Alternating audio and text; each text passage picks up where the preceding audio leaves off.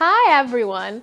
Welcome to another video where we will be honing your English skills and teaching you some expressions that native speakers use on a regular basis. If you often find yourself in a situation where you cannot communicate your thoughts because you don't know the right word, this is the video for you. In this lesson, we will look at 15 expressions that will help you sound more natural and convey your ideas in a more precise way. Everything's in English. All you need to know. Alright, how did you learn to speak English? And the first expression on our list is to one-up somebody. When you one-up a person, you get an advantage over him or her because you do something better than him or her. If you don't do this, someone who can will automatically one-up you. This means someone who can do it will get an advantage over you by doing it. Do you always need to do something better to one-up another person? No. You can just say that you did or will do something like this. For example, they share experiences as a way of one-upping each other. This means that one friend can say that she went to the Bahamas for her vacation, and the other responds that she bought a new car. Many couples do that. When interacting with another couple, they start one-upping each other. She tried to one-up me with her story about going to Greece on vacation. If you don't want to do that, you can say, I'm not on a mission to one-up you. I don't want to compete with you. If you Google how to communicate with your colleagues, you might come across an article, Ways to Deal with That Coworker Who is Always Trying to One-up You. Have you ever tried to one-up others? Or has anyone tried to one-up you? Share in the comments. To one-up you, but my gallery showing was last night, and I sold my entire collection of photos. Moving on, number 2 is come down to or boil down to. When something comes down to or boils down to something, it refers to the main reason or the most important part. For instance, it all comes down to how much you want it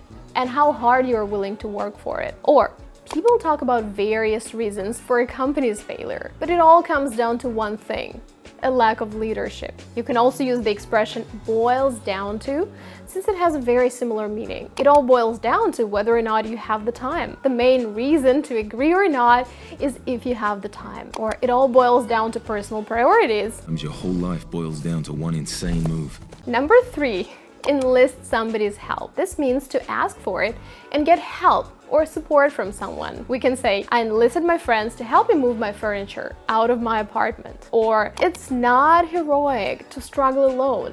Enlist help means ask for help. If you feel that you need to enlist someone's help with honing your English skills, sign up for our course From Advanced to Proficiency. In the course, we will look into mistakes at the proficiency level, learn advanced collocations, discover more idiomatic and advanced vocabulary, and work with synonyms and ways to use them properly, as well as discover all the little nuances that prevent you from taking your English to a whole new level. Check it out if you are an advanced or upper intermediate student, and let's improve your English together. The link with the promo code is in the description below.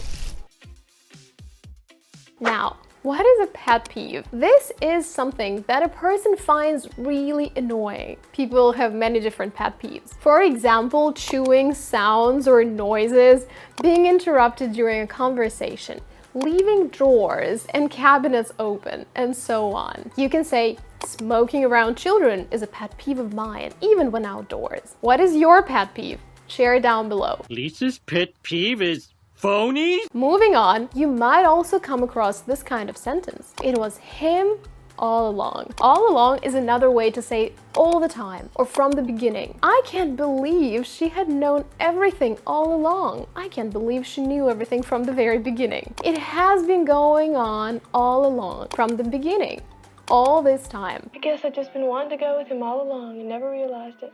Now, let's talk about a bit more sensitive topic. What can you say if you got pimples on your face? You can say, my face broke out. People break out in pimples for a variety of reasons. You might say, my face usually breaks out when I eat greasy food. We also have a noun, a breakout. You might say, sudden acne breakouts can be due to numerous reasons. Break out the way!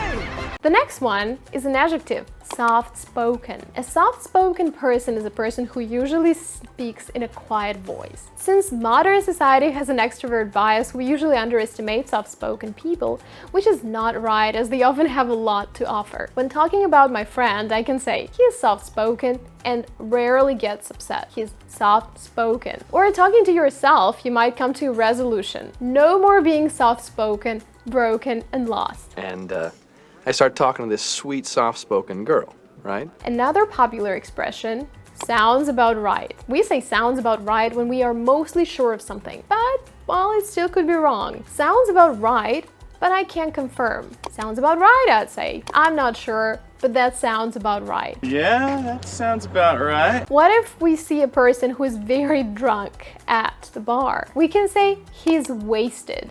To be wasted means to be very drunk, while to get wasted means to get very drunk. Usually at this point, it's hard for a person to control him or herself. It's a slang expression, so keep it in mind, please, when deciding to use it. However, you can often hear it in movies. I saw Chrissy getting wasted tonight.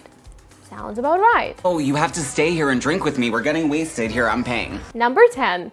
Bail on somebody. To bail on someone means to leave a person or thing. We were supposed to go out tonight, but he bailed on me to go spend time with his girlfriend. I can't believe she bailed on me for no apparent reason. And all this time, I thought she'd bail on me when things got tough. You're still gonna bail on me. Tarnish your reputation. And this is number 11. Tarnish your reputation. If you say that something tarnishes someone's reputation or image, you mean it causes people to have a worse opinion of that person than they would otherwise have. You should sue this man for tarnishing my reputation. Just having done business once with Madoff could tarnish your reputation. We also have an adjective tarnished. You can say, now my reputation is tarnished forever. They suggest our concern for the boy might perhaps tarnish the reputation of Lord Nelson. Look at this sentence. We're only 15 minutes into the game and you already want to leave? How come you never told me that you're not much of a football fan? 15 minutes into the game means that it has already been 15 minutes since the game started. You can also use this expression with any timing to show how long ago the event started. We were 5 hours into the trip to the desert when our companion suddenly saw a lion. We can also say, we are 15 minutes in and you already want to leave? In this case, if nothing follows the time, we will use the preposition in instead of into. In plus nothing or into plus noun. Let's compare. We are 15 minutes into the game and you already want to leave, or we are 15 minutes in and you already want to leave. You asked me out 3 minutes into meeting me.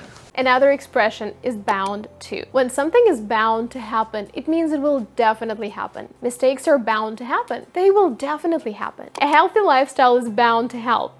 It will surely help. His life force is bound to the ring, and the ring survived. Number 14.